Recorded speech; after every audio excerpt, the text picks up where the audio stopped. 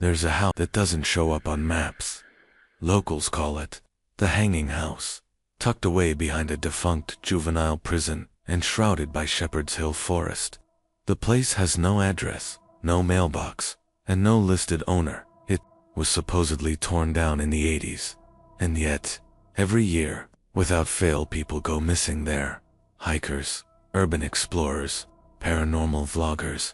Their last photos always show the same thing: a noose dangling from the attic rafters. My name's Rachel Price, 32, true crime podcaster, and until 2 weeks ago, I thought all of that was just Southern folklore, but then I received a DM from someone named Jordan Pyke. Your podcast mentioned the Macon County Death House. That place wasn't just for prisoners. My brother disappeared inside it last month. I found something he left behind. I want to show you. Attached was a single blurry photo. It showed a room with 7 ropes, not just one. Each rope was hanging from different wooden beams, some snapped, some swinging.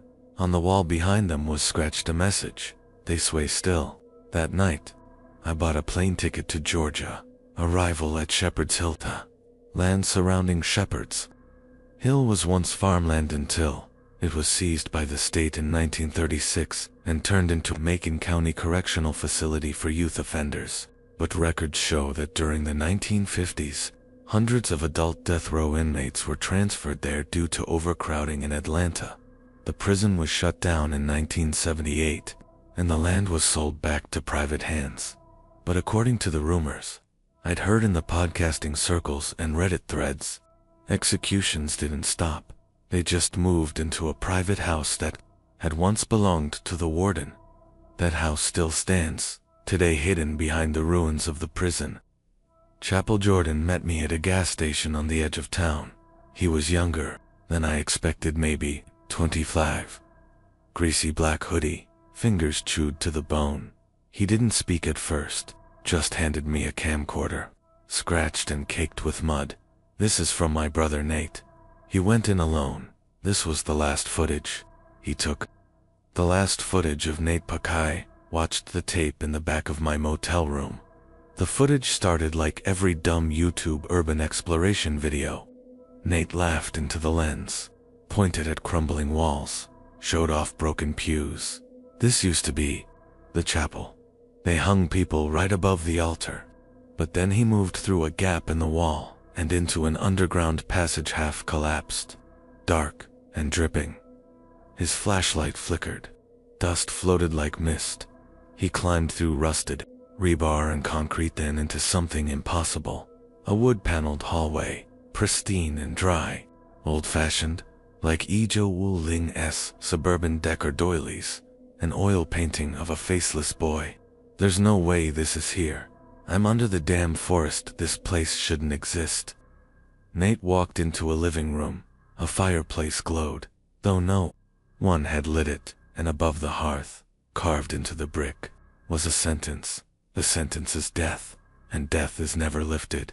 Then he heard it, creaking above, the kind of weight creaking no house should make. Like something swinging, Nate whispered, "They're still here." The tape ended with a shriek, not from Nate, but from a child, somewhere upstairs. Then Black Jordan's warning. I tracked his GPS. Jordan told me the next morning, hands shaking. He disappeared 40 feet underground, then just stopped existing. "I want to go in," I said. Jordan looked me dead in the eyes. "Then you better write your last episode before you do." The morning Shepherd's Hill was wrapped in a thick, unnatural fog. Jordan parked his rusted Ford Bronco just off an abandoned dirt road lined with toppled signs that once read, "State property, no trespassing." The woods beyond were dead silent, not even birds. I carried my podcast mic clipped to my jacket, just in case I could capture something. I told myself it was just a precaution. But the truth was, I wanted proof. If I was going to die in this place like Nate, someone had to hear what I heard. We pushed past the remains of the juvenile prison, a maze of collapsed brick, exposed rebar, and old cells strangled in kudzu. All around us were burned shoes, Child sigh. Half melted into the ground, Jordan kept walking. The house is past the old chapel, he whispered, but we don't go through the front door. Why not? Because it doesn't let people back out that way. The secret way in behind the ruined chapel was a hole, more like a collapsed crawlspace, a sunken mouth in the earth, about 4 feet wide, ringed in scorched concrete.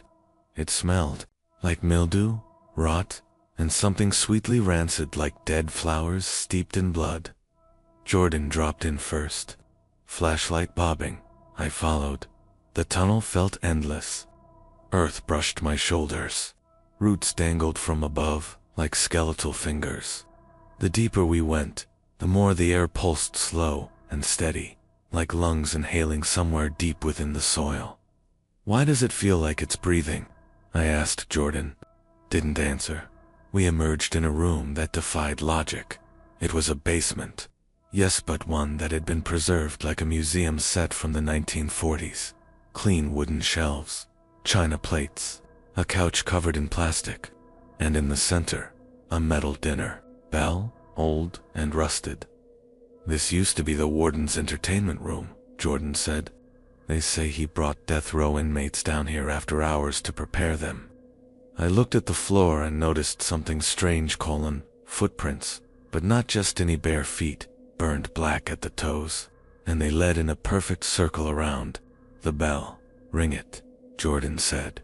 What? He always rang the bell before the hangings. That's how he summoned them. I hesitated, but I rang it. The bells told. The sound was deep and distorted, like it had come from underwater.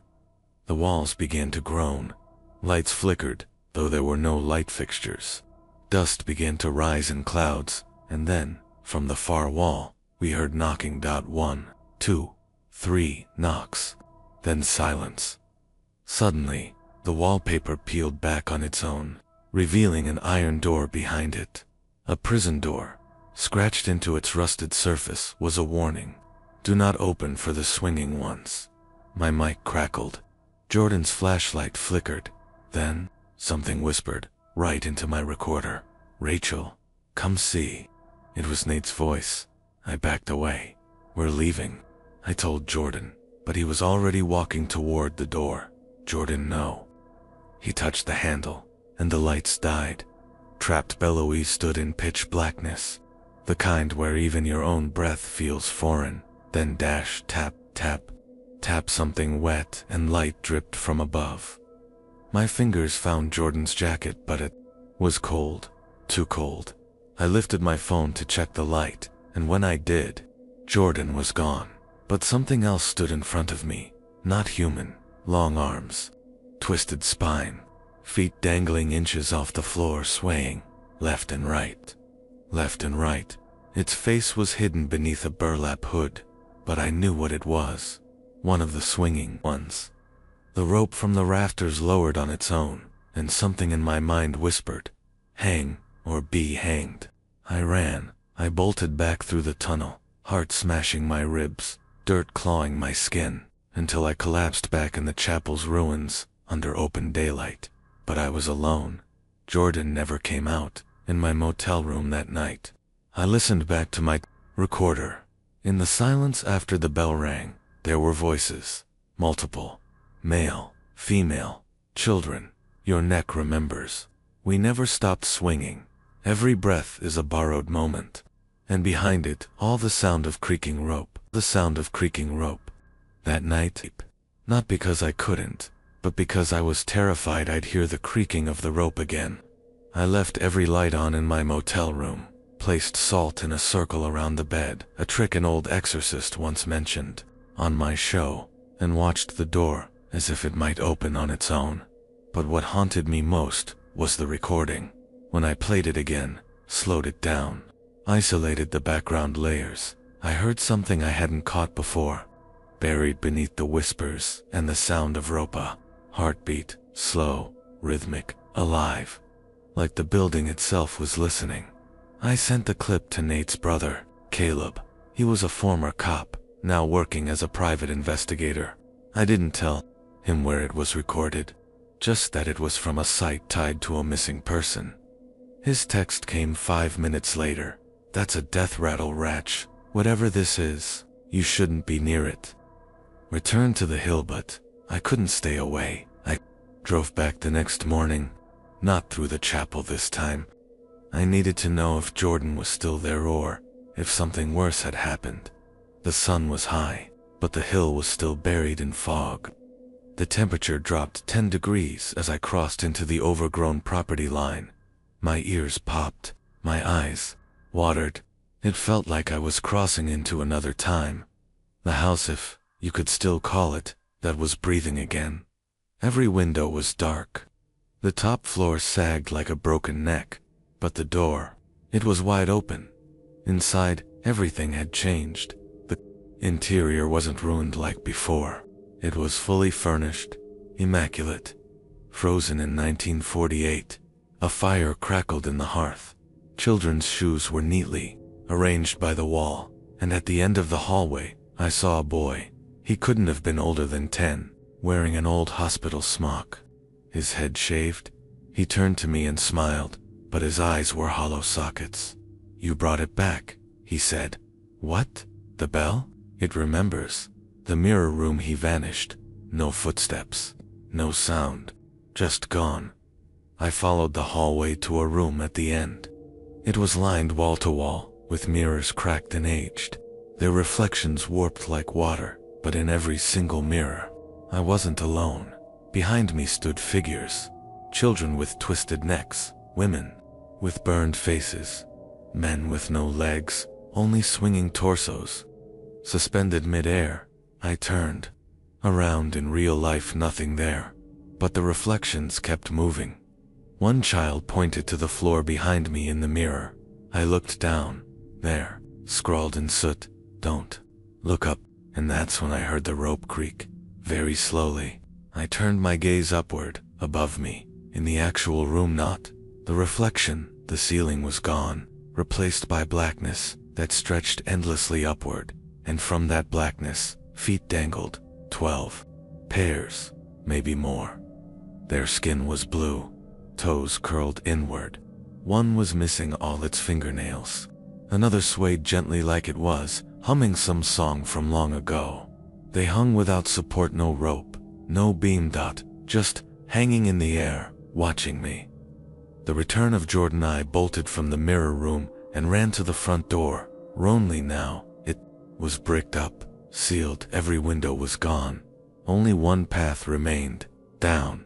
I followed the groaning of the basement, beneath the house, and descended the stairs. At the bottom there he was, Jordan. His back was to me. He was sitting in a rocking chair, humming a child's lullaby. "Jordan," I whispered. He turned. His face was wrong, too long, mouth too wide, eyes weeping blood. But he smiled. "You shouldn't have come back, Rachel." And then his body lifted into the air, like an invisible noose had hooked his neck, and he started to swing, left, right, left, but his neck didn't break. He just kept swinging and singing. I screamed and ran, but the walls closed behind me. The rooms reshaped themselves. I was back in the basement, and waiting for me this time was the bell, no longer rusted, now polished and glistening, like someone had been taking care of it, and around it, dozens of figures stood, not quite dead, not quite alive, their feet never touching the ground, and they all turned toward me and smiled, toward me and smiled. The figures toward me, not walking, just gliding, like puppets pulled by invisible threads. Their faces were stuck in that same grotesque expression, smiles too wide, lips cracked and dry, teeth like broken piano keys, eyes hollow, black, and wet. I backed up into the bell. It was cold, too cold, like touching something pulled from a glacier. I turned and faced it. There was no inscription, no manufacturer, no visible means of how it even got there, but I could hear it again. A voice, low, whispers that crawled into my ears and curled behind my eyes. Call the names, or become one. Then, the bell rang. It didn't swing. It didn't move. It just rang, a sound that shattered everything I believed about Sound. It wasn't from this world. Not metal. Not vibration. It was like a scream turned inside out, made audible only to the dead. Behind me, the floating bodies froze in place. They were waiting. The Book of the Dead. Something fell from the ceiling with a wet slap. A book. Old, bound in dark leather.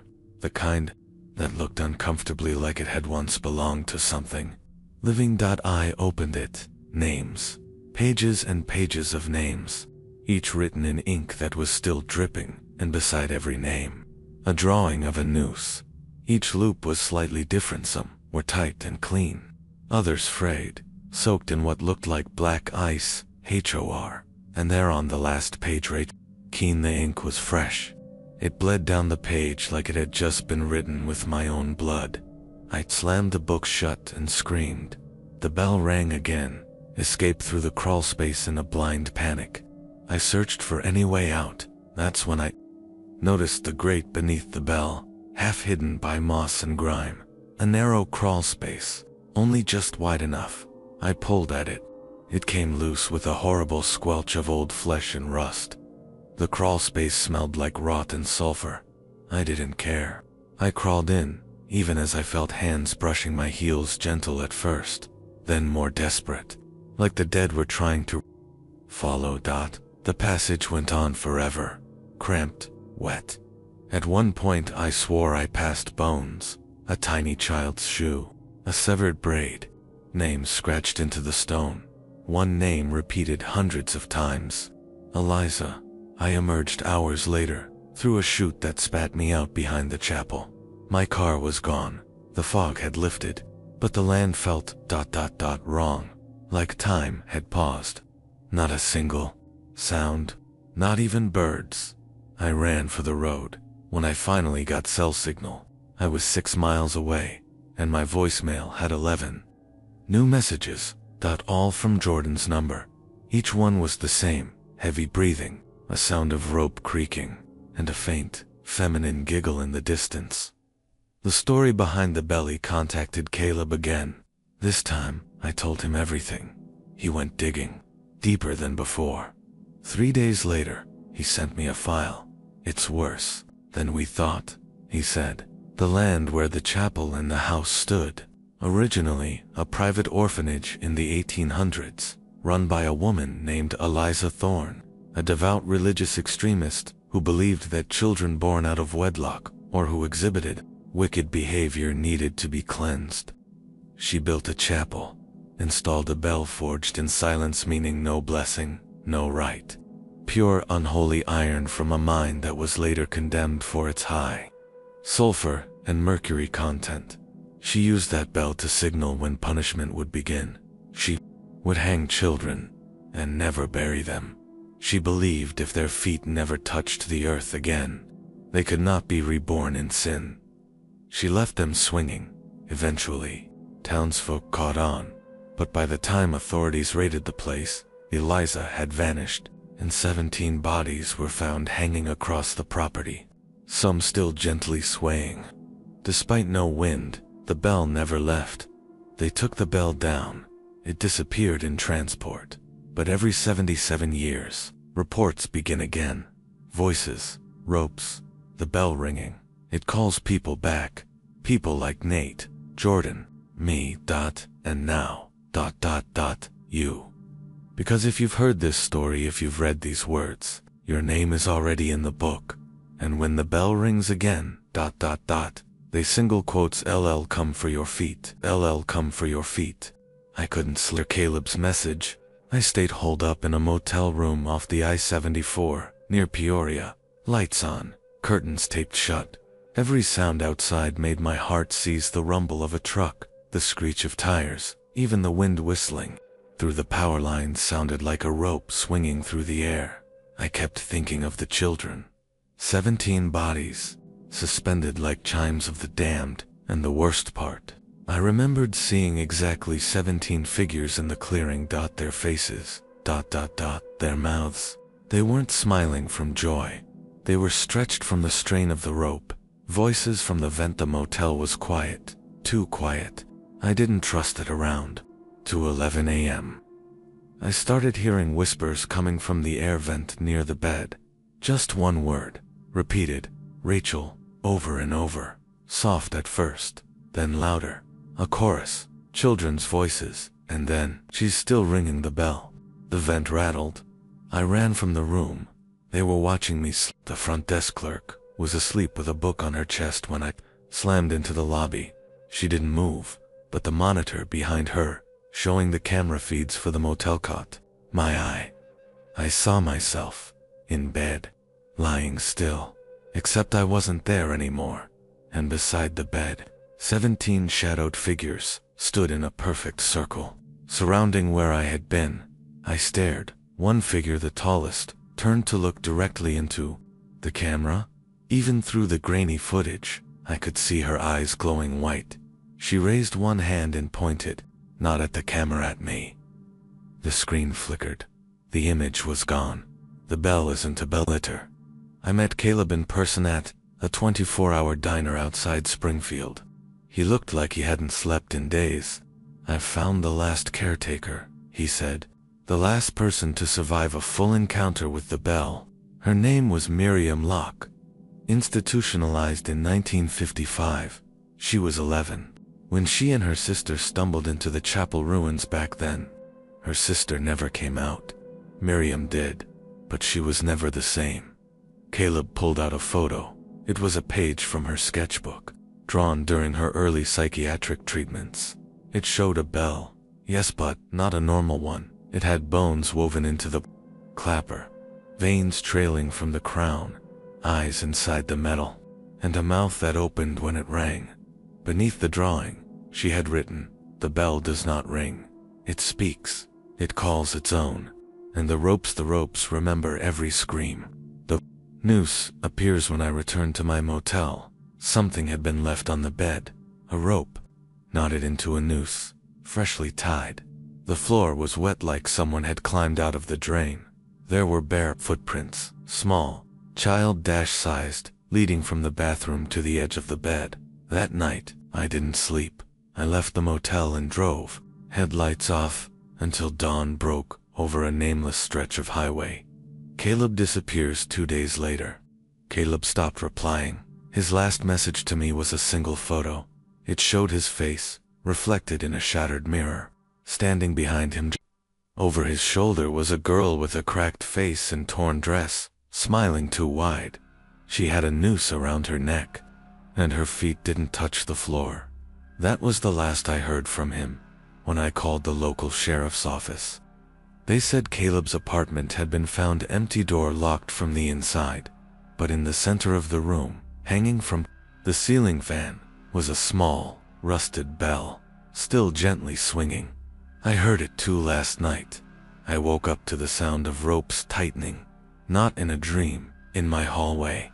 Something was creaking when I opened the door.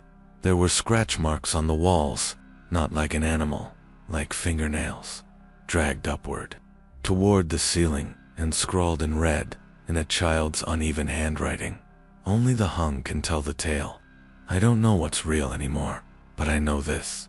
Once you've heard the bell, really heard it too, you've been marked. There is no running. There is no forgetting. And now, you are part of the next chapter, part of the next chapter. I was done. Ring inside me snapped. Maybe it was the exhaustion, or the truth, that I'd already seen too much. Caleb was gone. The bell had marked me. And the voices weren't just whispers anymore. They were screaming, screaming.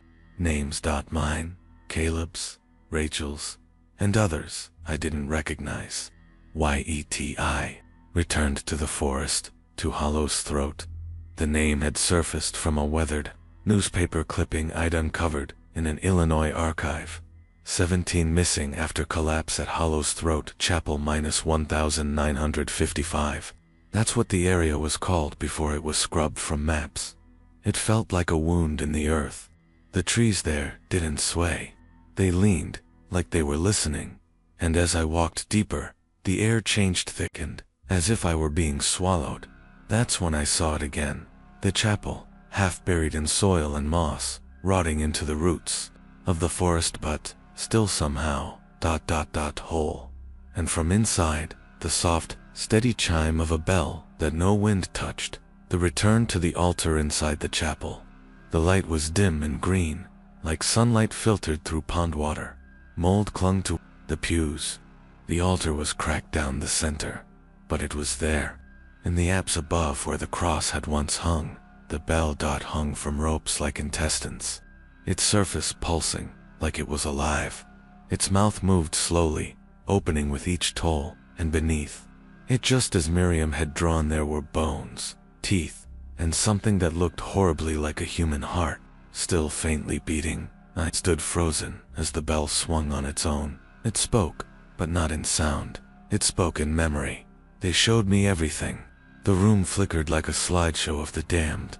A priest, in the 1800s, weeping as he carved ropes from flayed skin in the name of atonement.